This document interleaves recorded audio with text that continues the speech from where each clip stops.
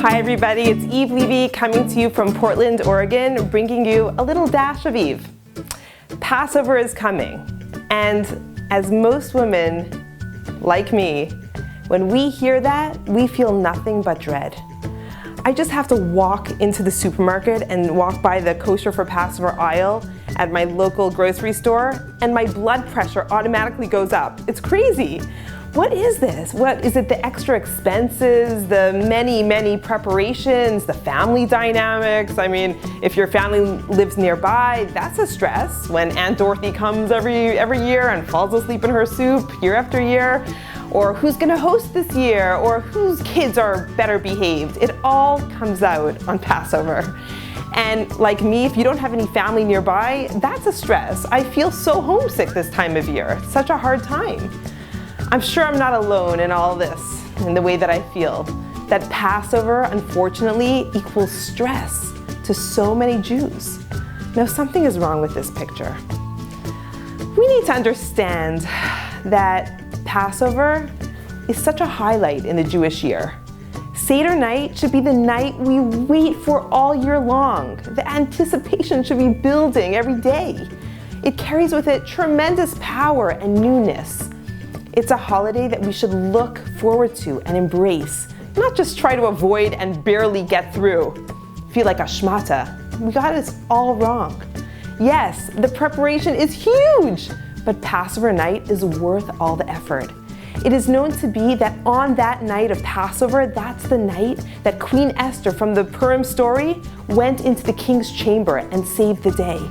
On this night, when Esther got close to the king, we too have the ability to get close to the King of Kings, our God in heaven.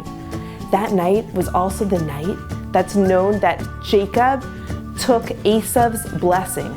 The commentary, Rashi, points out that that night was Pesach. What a loaded night.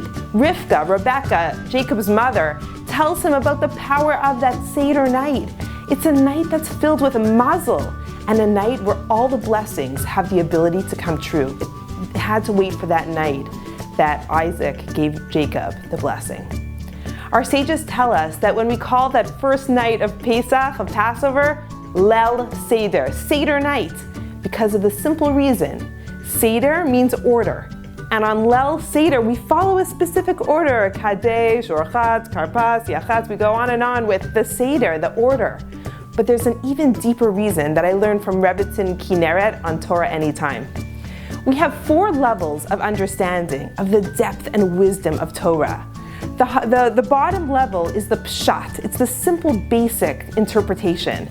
Then we have remez, which are like hints, and then drash, which is a deeper way of thinking, and then sod. Sod is the highest level of understanding. It's mystical interpretations. We usually start off with simple understanding and we work our way up. For example, when a child is learning math, he starts with 1 + 1 and then he can build to division and calculus and all types of things. But the normal progression in life is 1 foot in front of the other. We slowly work our way up. But on the Seder night, we have an exception to this rule.